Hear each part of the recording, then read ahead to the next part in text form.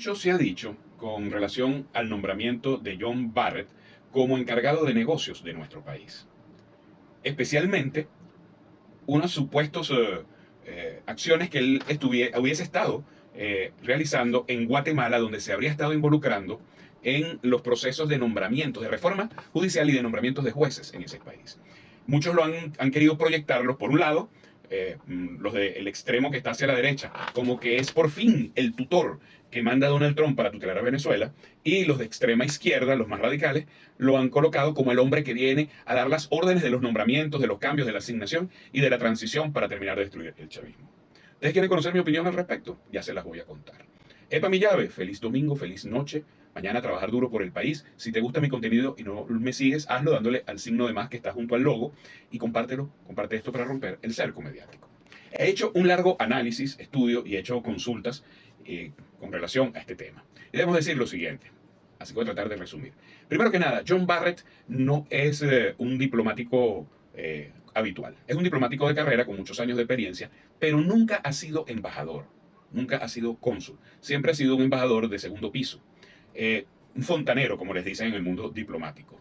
Eso ya te deja demostrar, o te da a demostrar, que se sigue manteniendo un nivel de respeto hacia Venezuela y de ninguna manera un fontanero pudiera venir a tutelar nuestro país. Si hubiese la pretensión de poner un tutor, alguien que venga a tutelar a Venezuela, tendría que ser un embajador plenipotenciario. Y por cierto, hay que recordar lo siguiente, esto tiene que ser bajo un nombramiento directo del presidente de los Estados Unidos con aprobación del Congreso. Mucho se ha dicho de las presuntas acciones para involucrarse Barrett en las decisiones internas de Guatemala. Pero ¿saben cuál es la realidad? Sin con esto decir que no puede ser cierto, pero la realidad es que Barrett lo que pasó fueron 3 meses en Guatemala. Él fue nombrado este mismo año. Es más, algunos analistas consideran que esa jugada de llevar a Barrett a Guatemala en enero era para ir preparándole su traída aquí a nuestro país. Difícilmente un encargado de negocios, un diplomático de segunda línea, vaya en 3 meses a involucrarse en temas de nombramientos judiciales en un país así sea centroamericano. En todo caso, reitero algo que he dicho otras veces, Guatemala es Guatemala y Venezuela es Venezuela. ¿Por qué lo digo así? Porque ha quedado demostrado en más de estos 110 días, tras el 3 de enero y tras una acción tan brutal como la que ahí se suscitó, que la intención de Estados Unidos no es mantener una conflictividad con Venezuela, porque saben que no la podrían sostener. Cuidado, yo no estoy diciendo que Venezuela podría entrar en una confrontación bélica con Estados Unidos y mantenernos en el tiempo. Pero como a Estados Unidos no le interesa una confrontación de ese tipo, el hecho fue que entraron y tuvieron apenas con sus armas 3 horas en nuestro país y se tuvieron que ir corriendo. Su plan tampoco era quedarse, pero ni remotamente permanecieron más tiempo. Lo demás ha sido una acción diplomática, comercial y de realpolitik. ¿A qué se refiere Estados Unidos con etapa de transición?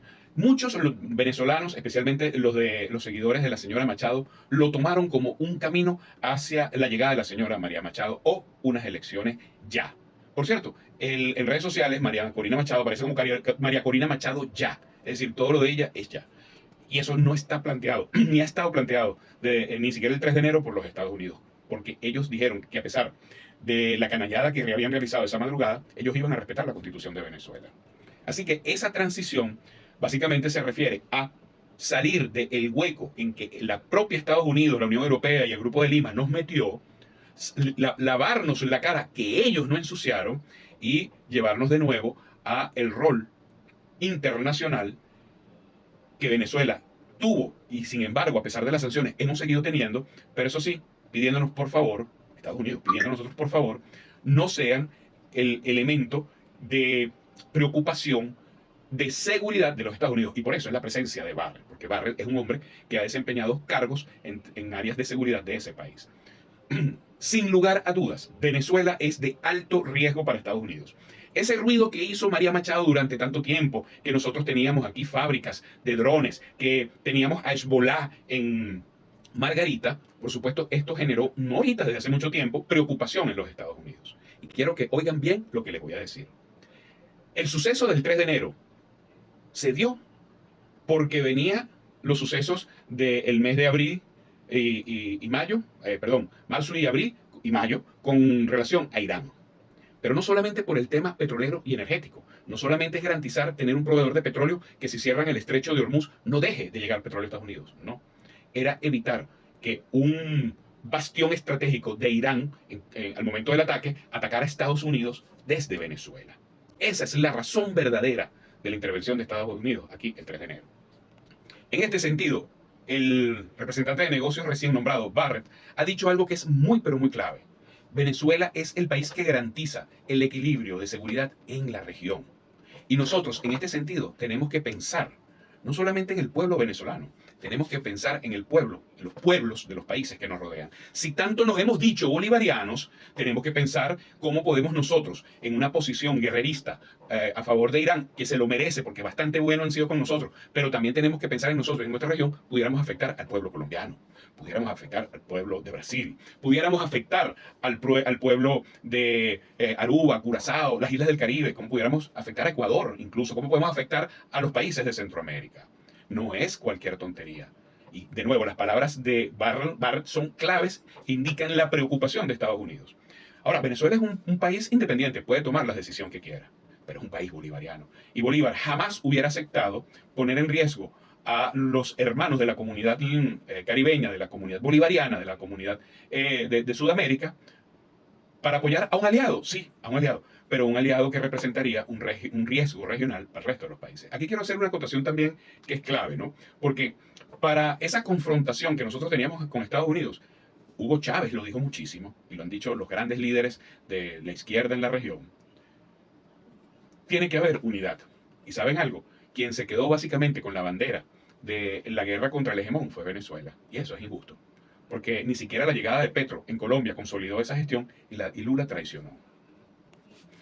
Evo también hace tiempo tomó decisiones erradas. Entonces, no solamente que se lo vayan a dejar al liderazgo del chavismo, a Nicolás Maduro y a todo su equipo, sino también nos los van a dejar a nuestras espaldas al pueblo venezolano. Me parece muy sencillo, muy cómodo. Barrett es un simple encargado de negocios.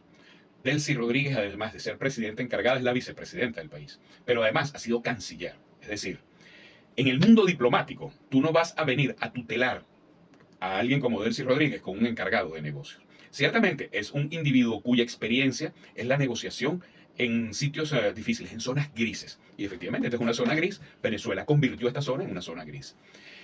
Y si bien es cierto, no es agradable tener que hacer un giro de nuestro barco de esta manera, porque nosotros le debemos mucho a Irán, a Rusia y a China, ciertamente también debemos entender que nosotros tenemos un vecino con el cual hemos tenido negocios toda la vida y que dejamos de tenerlo por culpa de ellos mismos. Y que tanto Nicolás Maduro como en su momento Hugo Chávez tendieron los puentes para que eso existiese. Fueron ellos los que rompieron esos puentes.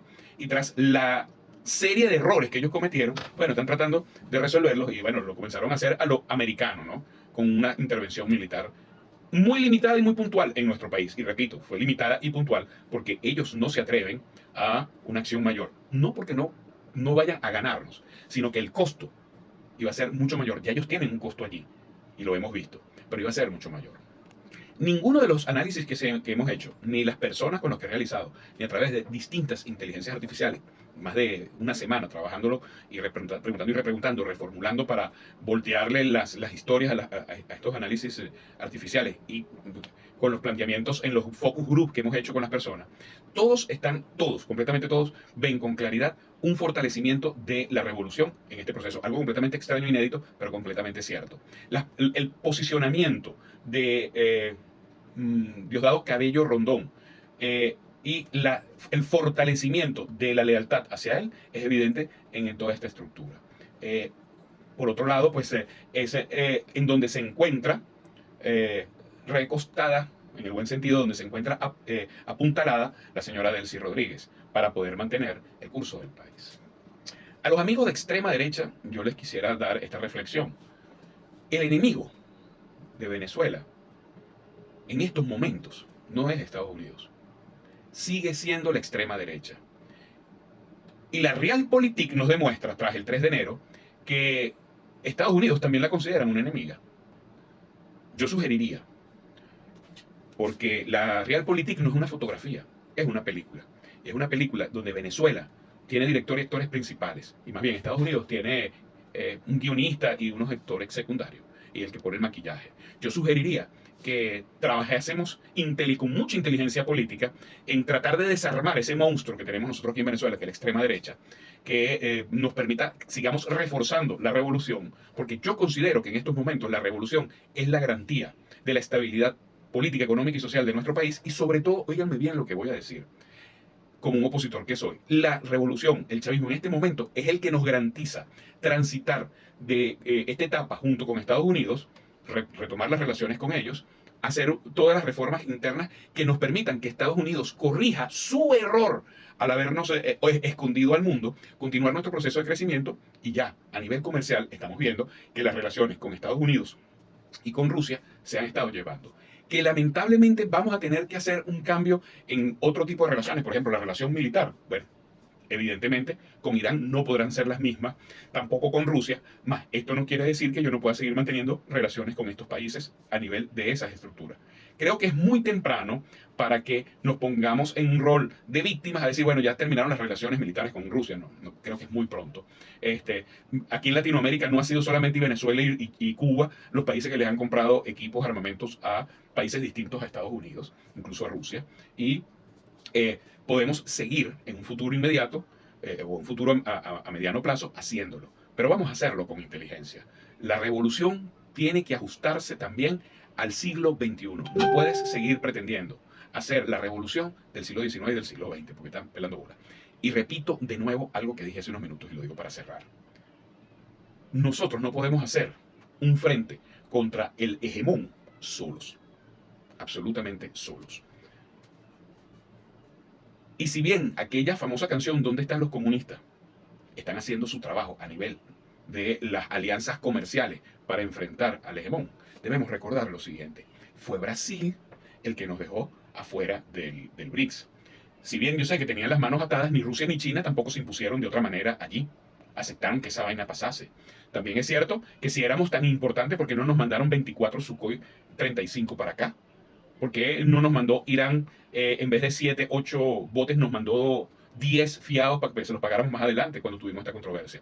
¿Por qué Rusia no movió un portaaviones a la región o no mandó un cisne blanco que bastantes veces vinieron a Venezuela, pero durante esa época no vinieron? Simplemente porque no querían tener controversias con los Estados Unidos. Y eso se entiende. Eso se entiende porque eso es realpolitik. Ah, pero entonces nosotros sí nos vamos a inmolar en nombre de una alianza y de un apoyo a unos países que ellos, no es que nos abandonaron, porque no es como dice la canción del estúpido, sino que es la realpolitik. Pues bueno, nosotros también estamos jugando en Venezuela en estos momentos con realpolitik. Bravo gobierno de Venezuela que lo hizo bien. Y el caso del señor Barrett, él está haciendo su trabajo de nuevo, de fontanero. Viene a terminar de reparar la embajada, tener relaciones con la presidenta de Venezuela. Den a lo venezolano de verdad, no a lo venezolano en la Puerta del Sol, no, aquí en la Plaza Bolívar.